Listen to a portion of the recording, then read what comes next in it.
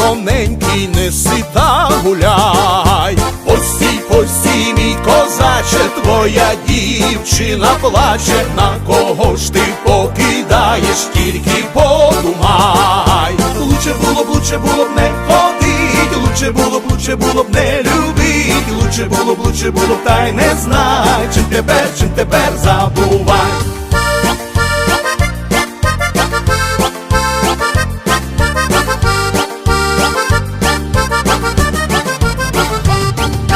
Вийшла руки заломавши і тяженько заплакавши. Як ти мене покидаєш, тільки подумай. Білих ручок не ламай, ясних очок не стирай. Мене з війни і славою сові дожидай. Лучше було б не ходить, лучше було б не любить, лучше було б та й не знай, чим тепер забувай.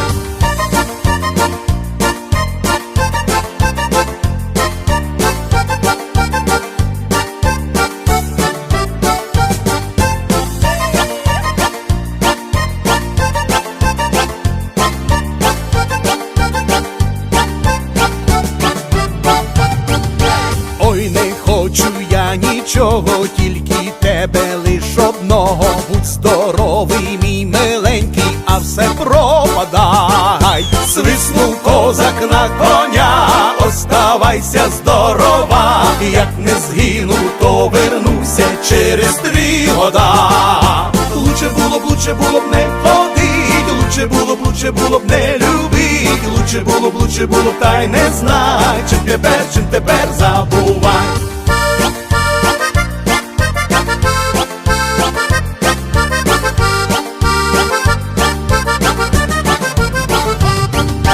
Їхав козак за Дунай, сказав: дівчино, прощай, ти, конику вороненький, скачи та гуляй. Постій, постій, мій козаче, твоя дівчина плаче. На кого ж ти покидаєш, тільки подумай. Лучше було б не ходить, лучше було б не любить, лучше було б та й не знай, чим тепер забувай.